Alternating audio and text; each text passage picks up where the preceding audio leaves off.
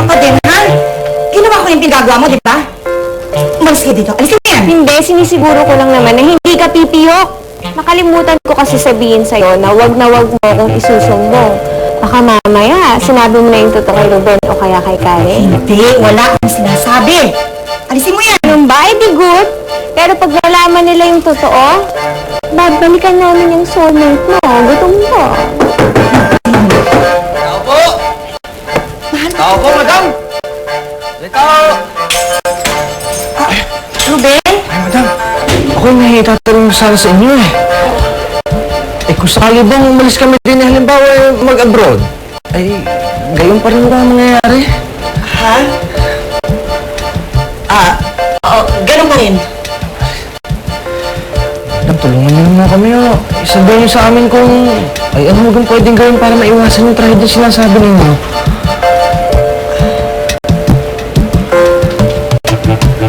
Hindi mo matatakasan ang kapalaran, Ruben. Kung gusto mo iligtas si Karen, ano na dapat mong gawin? Madam, ingat po ba kayo? Nagtatanim kayo, wala namang buto. Mas ingot ka, Day. Seedless itong tinatanim ko. Seedless!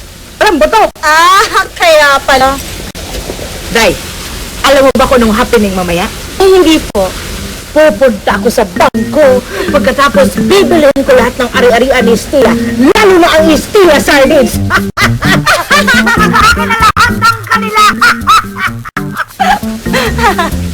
Day. Ano to? Aray, may pin ka pa dito, Day. Ay, ano yan? Ang pangit. Madam, hindi ito pin. Ito ay brooch. Huwag kang umarte kahit ano pa yan. Ang pangit-pangit niyan, Day. Tanggalin mo yan, napakabadoy. Sakit mo naman magsalita. Alam mo namang bigay sa akin ko ni Luigi. Bibili na yung Fatima Stella Stardust. Baka naman ang baroy. Kunin na rin lahat sa akin. Kailangan ko kilos na tayo. Hindi, Stella. Hindi natin sa pinangunahan. Dahil saktong-saktong pakataya sa bangko mamaya. Magkakaroon tayo ng pagkakataong sa gawa ang plan natin. Namiss ko na si Ruben. Tagal-tagal na namin hindi nakikita. Karen, ang matagal, 1 taon. Eh, ilang araw palang missing in action si Papa Ruben, no? OA mo. Eh, syempre, mahal ko yung tao. Gusto ko palagi ko siyang kasama. Alam mo kasi ikaw, Emily, ang problema sa'yo, hindi mo maintindihan si Karen kasi ikaw, kahit anong gawin mo, walang magkakamaling maniligaw sa'yo. Excuse me very much, am I talking to you? Are you Karen? Oo, yan na naman kayong dalawa. Nasarap ng pagkain. Nasarap, ikaw. Ay, po. Ano sa inyo, girls? July! Nandito ka! Si Ruben! Nasaan? Ay, siya, Karen. Ikaw talaga ang sinadya ko rin eh. Eh, ako yung napag-utusan kasi ni Ruben para may ipasabi sa'yo. Ay, hindi na lang siya magsabi sa akin. Eh, siya, hindi ko alam. Basta, Karen, pinapasabi ni Ruben na kayo daw ay hiwalay na. Ikaw talaga, hindi mo mag-joke. Huwag ka na mag-joke.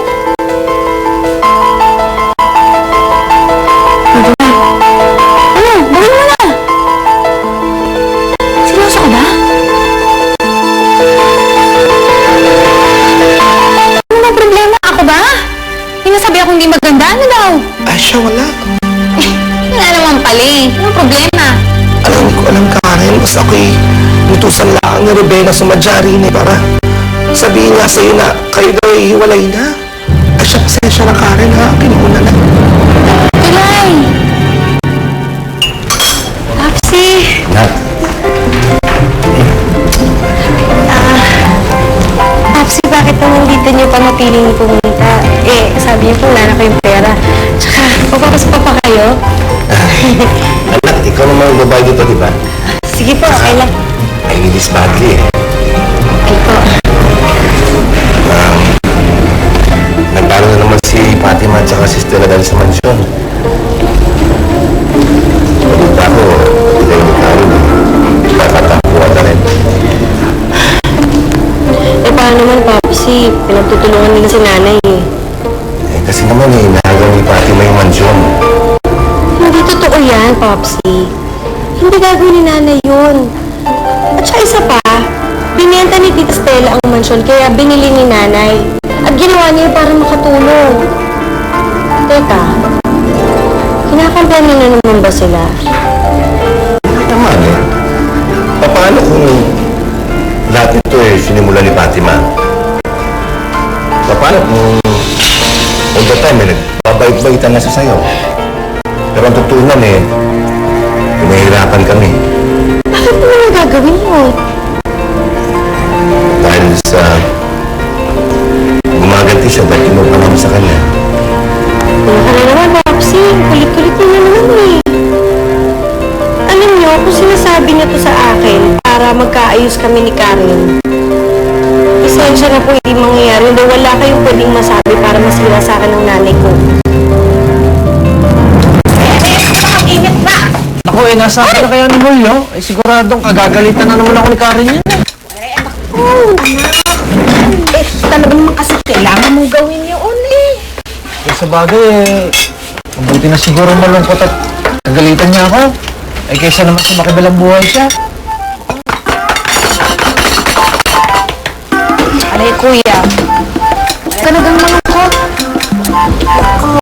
Oo nga po, ay pakaiisipin mo na ito ay para sa ikabubuti rin niya.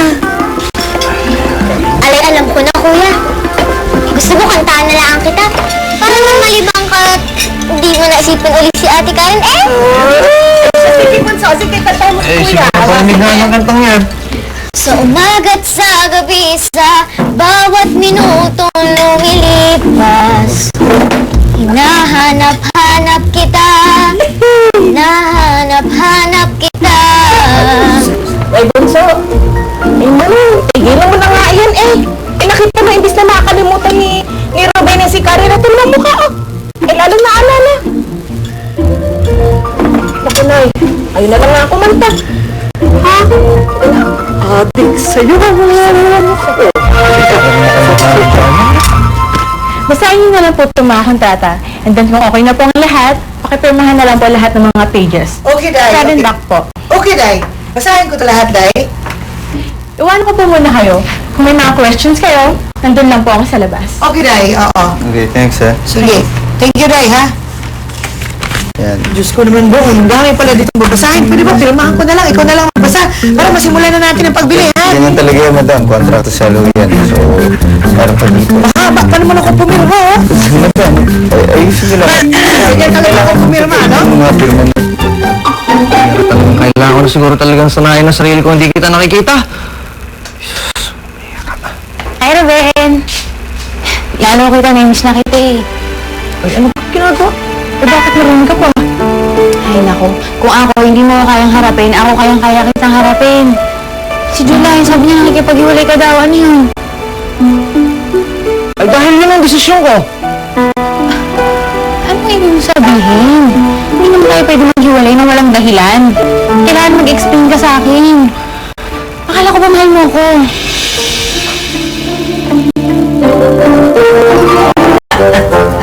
Kayo talaga para kayong kabuti, sulpot kayong sulpot eh, ha? Kung nandito kayo para pigilan ako sa pagbili sa negosyo nyo, dito lang next time. Pumirma na ako, no? Nabili ko na. Sorry! Bueno, kung pumirma ka na, napakasama mo talaga, Fatima. Nakuha mo ng lahat sa amin. Pati ba naman Stella Stardust, gusto mo pang nakawin? Dahil hindi ka nag-listen, ano? Binili ko! Hindi ko ninakaw! Limpak-limpak ang salapi ko! Kaya kong bumili, no? Fatima, nakuha mo na yung anak mo sa amin. Ano ba gusto mo? Eh, ba't ko sabihin dong, hindi nalaman mo ang plano ko? Napakasama mo! Ano pang gusto mo? Ginawa mo ng lahat ng paghihiganti sa amin. Kulang pa ba yun? Kulang na kulang, Estela. Hindi pa sapat ang paghiganti ko. Hindi sapat na nabili ko ang mansion, hindi sapat na naghiwalay kayo, at hindi sapat na nabili ko ang negosyo. Hanggang sa huli hininga ninyo, maramdaman ninyo ang bangis ng aking paghiganti! Fatima! Nakuha mo na anak mo sa amin! Ano pa ba gusto mo? Siguro naman narinig mo na yung sabi na naniniwala ka na sa amin. Nay, kung maganti mo kayo,